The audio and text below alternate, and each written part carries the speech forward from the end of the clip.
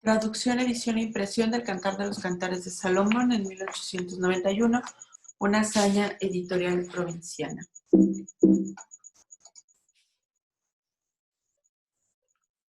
Aguascalientes, en el occidente mexicano, fue una de las ciudades que tuvieron gran proyección económica durante el Porfiriato. Gracias al impulso industrial, el comercio y la estabilidad económica, se fraguó una élite cultural que encontró en las artes su medio de expresión y con ello la consolidación de su idea dominante de progreso.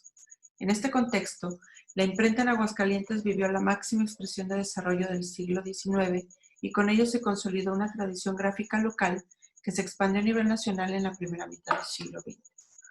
Fue así que entre 1887 y 1892, los tres agentes del libro más importantes del Estado trabajaron en varios proyectos y gestaron lo que sería el proyecto editorial más ambicioso y complejo que se haya hecho en Aguascalientes hasta entonces, el Cantar de los Cantares de Salomón.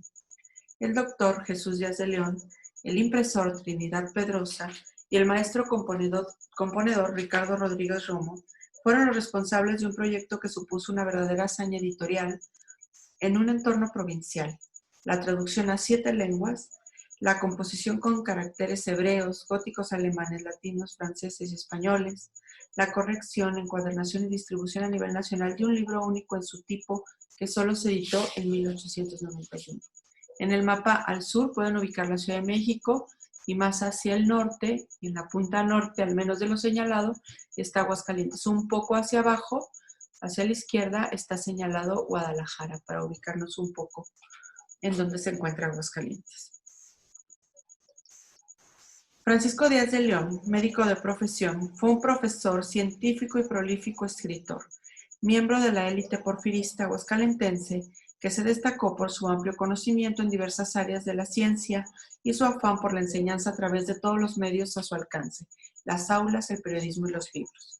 Fue un ávido lector, amante de los libros y el conocimiento, dueño de una gran biblioteca y en definitiva apasionado de las letras, tanto que se presume dejó su fortuna, que no era poca, entre libros y prensa. De carácter retraído y generoso, Díaz de León trascendió la esfera local a través de uno de los primeros periódicos científicos de largo aliento en México, El Instructor. Este periódico fue sin duda la catapulta de Díaz de León. Además de ser fundador, editor y promotor, fue su principal autor. A través de él publicó una gran cantidad de artículos, tanto como sus intereses en filología, medicina, historia, etnografía, arte, moral y otros muchos.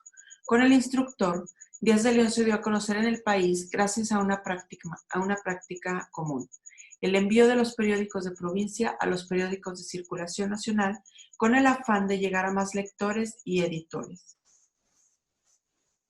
De esta manera, se seleccionaban artículos que interesaban a los editores de otros periódicos y se reproducían. También lo hizo en el extranjero. Presumiblemente, enviaba sus periódicos, principalmente a Europa, a través de amigos o conocidos y de asociaciones o agrupaciones a las que pertenecía, sean académicas o masónicas, lo que lo hizo de una cierta fama y prestigio fuera del país.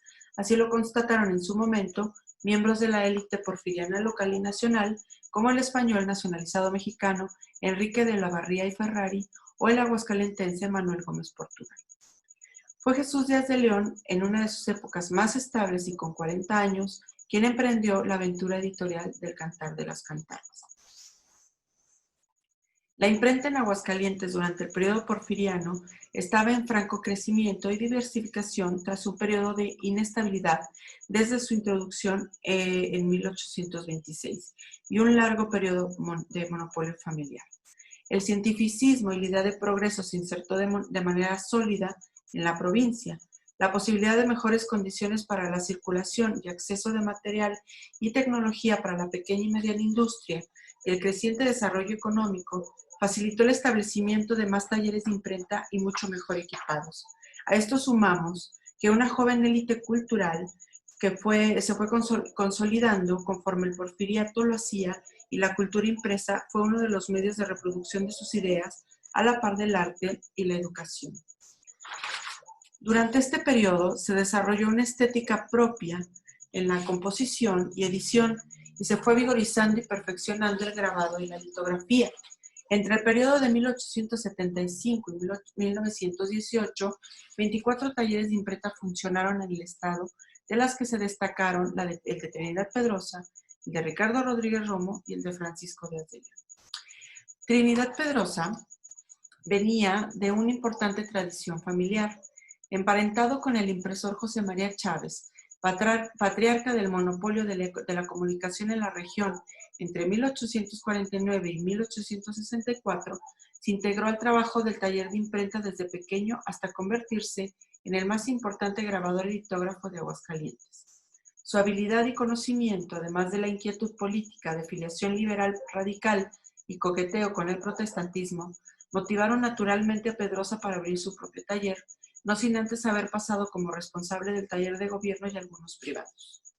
Su imprenta se fue consolidando como la más importante a partir de 1871, pero se afianzó definitivamente con el triunfo de Porfirio Díaz como presidente en 1876 y con él el triunfo liberal radical en Aguascalientes, el grupo político al que pertenecía Pedrosa.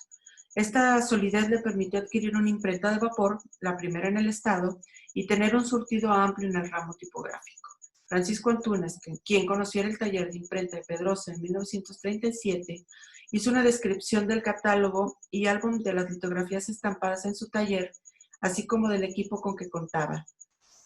Destacaba que el taller de Pedrosa, cito, era en aquellos días uno de los mejores de la República, tanto por su moderna maquinaria de vapor como por la maestría en la composición y en las estampaciones. En el taller de Pedrosa aprendió el oficio tipográfico, así como la labor de grabador y litógrafo José Guadalupe Posada, que fue su más destacado aprendiz y quien con escasos 19 años ya era caricaturista de periódico. Otro de sus mejores aprendices fue Ricardo Rodríguez Romo, quien trabajó como maestro componedor en su taller, el más destacado de sus trabajadores y con quien Jesús Díaz de León establecería una larga y fructífera relación de amistad y trabajo desde que se conocieron en el taller de Trinidad Pedrosa. La relación entre estos tres, Pedrosa, Rodríguez Romo y Díaz de León, surgió a partir de la impresión del periódico El Instructor en 1884 y concluyó con el rompimiento de los dos últimos con Pedrosa tras la impresión del Cantar de los Cantares. Pero la unión de estos personajes en torno a la edición de los primeros 6 o 7 años del periódico y la enorme hazaña que significó elaborar el Cantar de los Cantares es de esos acontecimientos que merecen atención. Quien generó la idea de imprimir el libro fue sin duda Jesús Díaz de León. Él acostumbraba a publicar ensayos o fragmentos de los estudios que realizaba en ese momento en el periódico El Instructor, a lo largo de varias entregas. Después lo agrupaba y editaba como libro, muchas veces corregido y ampliado. A esta impresión siempre la consideraba la segunda edición y así lo dejaba de manifiesto en sus libros. Tenía un gran respeto por los procesos editoriales y obviamente por el periódico, dándole el mérito y reconocimiento que él consideraba era necesario. Así, de la imprenta de Trinidad Pedrosa salieron publicados entre 1884 y 1891, además del periódico, los libros Ensayos etimológicos de 1888, La prisión de Hidalgo, Estudios críticos de Historia Patria de 1889 y El Cantar de los Cantares del Rey Salomón. Díaz de León era políglota, traductor de francés, alemán, italiano e inglés, lector de latín, griego, hebreo y sánscrito, de tal manera que en 1906 fue jefe del Departamento de Traducciones del Ministerio de Instrucción Pública y Bellas Artes. Es por ello que no es de extrañar que se haya decidido iniciar la aventura de traducir del hebreo. La constante comunicación que mantuvo con diferentes asociaciones y su filiación a la masonería es uno de los elementos claves para comprender la posibilidad que tuvo, de intercambiar cartas, conocimientos e inquietudes con distintas asociaciones internacionales, lo que a su vez le permitió que sus escritos pudieran circular en la República y fuera del país. Para el estudioso de la masonería regional, Marco Antonio García Robles, es la afiliación masónica de Díaz de León uno de los motivos para realizar la traducción y edición del Cantar de los Cantares. Cito, el REA, rito escocés antiguo y aceptado al cual pertenecía, utiliza en sus rituales simbología y formas de reconocimiento, palabras de hebreo, griego y otros, por lo que no es de dudar que, como Albert Piquet, Jesús Díaz de León se sumergiera en textos antiguos como una vía para alimentar sus deseos de sabiduría. Por lo menos, traducir el Cantar de los Cantares, obra atribuida al bíblico rey Salomón, me suena a ello. Máxime que el personaje judío tiene una preponderancia en las liturgias masónicas. Fin de la cita. El libro del Cantar de los Cantares fue traducido literal y palabra por palabra, del hebreo al griego, latín, francés, inglés y español. El orden, el método y la correcta o no traducción que hiciera Díaz de León merecería un estudio filológico a profundidad. Como hemos mencionado con anterioridad, los primeros apuntes o versiones de sus textos se publicaban previamente en el periódico El Instructor. Así sucedió con el Cantar de los Cantares. El 1 de abril de 1889 publicó un estudio crítico sobre el texto en un número dedicado casi exclusivamente al libro y con dedicación exclusiva a su amigo y también miembro de la élite local, José Volado, a quien también dedicaría su libro. Esto quiere decir que el trabajo de traducción le llevó al menos 2 años y con ella, a la par, la preparación de la edición, porque con seguridad, tras el estudio crítico, ya empezó a gestar la idea de imprimir el libro. Ideó la edición del libro usando los caracteres que él consideró era la tipografía adecuada para cada lengua. De esta manera firmaba visualmente las traducciones y embellecía la edición. Como hemos visto, el taller de Pedrosa era el más surtido en el ámbito tipográfico de Aguascalientes. Sin embargo, la idea editorial de Díaz de León requería de un esfuerzo mayúsculo. No es que fuentes hebreas, latinas o griegas fueran común en una imprenta de la provincia mexicana del siglo XIX. Esa realidad significaba un esfuerzo notable, buscar, pagar e importar varias fuentes tipográficas. Gracias a los vínculos que ya había establecido con personas de asociaciones en el extranjero, es que pudo hacerse de las fuentes tipográficas que quería. Aún así, con seguridad no fue sencillo ni económico tenerlas consigo. Por un lado, porque las fuentes no fueron fáciles de conseguir ni en Europa ni en Estados Unidos, como las hebreas y griegas, que eran tipografías para comunidades lectoras muy específicas, y por otro, por el costo que implicaba hacerse de estas fuentes tipográficas en donde se hayan conseguido e importarlas a México y posteriormente trasladarlas a Aguascalientes. Se invirtió tiempo, dinero y muchos esfuerzos para poderlo lograr. Estos tipos seguramente no interesaban al negocio de Pedrosa. No era tipografía que le significara un uso mayúsculo y un negocio rentable, por el contrario. La postura pragmática y capital del impresor debió ser más bien de tipo comercial y su participación en el proyecto muy probablemente se dirigió en ese sentido. Pedrosa y Díaz de León no eran precisamente del mismo grupo político ni de intereses cercanos. La inversión pudo provenir de diferentes maneras. Tal vez Díaz de León la financió enteramente, ya que estaba acostumbrado a utilizar su capital para empresas que él consideraba valiosas, más si se trataba de libros. También pudo ser que haya pedido apoyo a sus conocidos, incluso al gobierno municipal o estatal, como lo hizo durante varios años para la compra y suscripción de ejemplares del periódico El Imparcial, que lo hizo para sostener su publicación. Por último, es probable que haya sido una inversión mixta entre algunos mecenas, miembros de la élite local, capital de gobierno y su propio peculio. Sea como haya sido, lo logró y pudo emprender la edición de El Cantar de los Cantares. El trabajo de diseño de edición puede atribuirse a Díaz de León y Pedrosa. Este último ya tiene una experiencia de más de 2 décadas en el trabajo editorial. Díaz de León apenas unos cuantos años. El taller era de Pedrosa y ya entonces tenía fama de la delicadeza, por la delicadeza y buen gusto en el diseño. La intervención de Díaz de León debió ser difícil. Sin embargo, ya había estado trabajando en la edición del periódico hace 6 años, pero editar un libro de esta magnitud era diferente. Requería de más expertise y destreza. Pedrosa seguramente fue una especie de maestro para Díaz de León en este tenor, y me imagino que la relación no debió de ser sencilla. Se cruzaron 2 personalidades y realidades distintas. Un maestro artesano liberal radical con un médico de profesión de la más alta élite local. Se unieron el capital, la tipografía y el proyecto de uno y el taller personal y experiencia del otro. El trabajo de composición lo llevó a cabo el maestro componedor Ricardo Rodríguez Romo.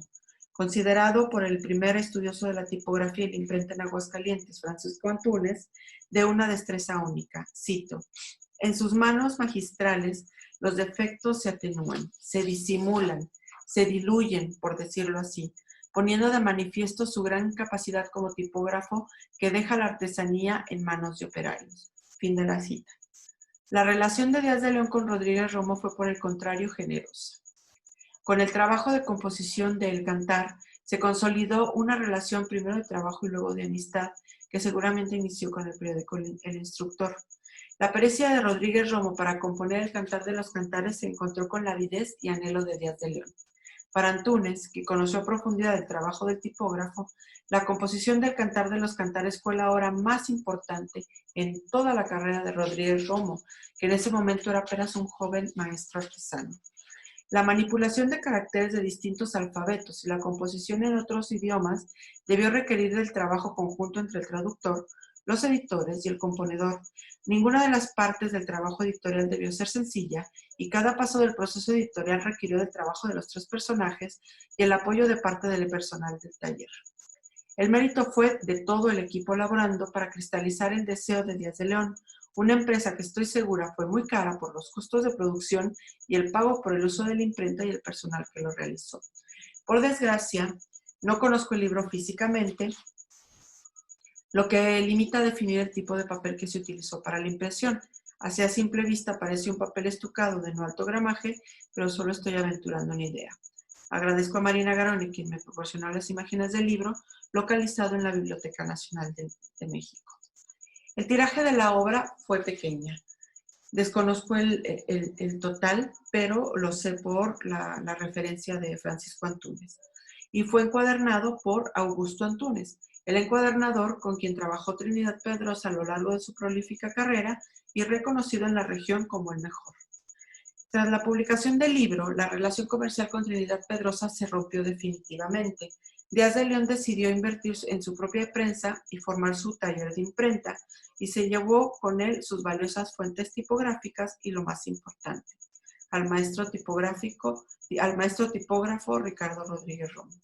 A partir de 1892, el periódico El Instructor y los subsecuentes proyectos editoriales de Jesús Díaz de León se imprimieron en su propia imprenta, que tuvo una vida corta, porque su interés no era precisamente comercial, sino tener una imprenta donde él pudiera editar sus libros y los de sus amigos. Tras 4 años, todo el taller lo vendió a Ricardo Rodríguez Romo, que lo extendió a su familia y subsistió así hasta 1950. Ese mismo año, Francisco Antúnez, por fortuna, compró los tipos con que fue hecho el Cantar de los Cantares y los integró a su propia imprenta familiar que aún se conserva.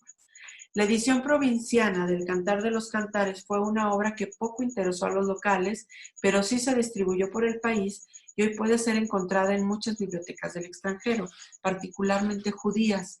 Fue valorada como una pieza del patrimonio bibliográfico nacional por José Emilio Pacheco y reconocida por su gran trabajo tipográfico y editorial por Francisco Antúnez y Antonio Acevedo Escobedo. Para 1915 ya era vendida como una nítida impresión de una imprenta provinciana por un costo bastante elevado, 30 pesos. Hoy en día es imposible conseguir un ejemplar a la venta. Muchas gracias.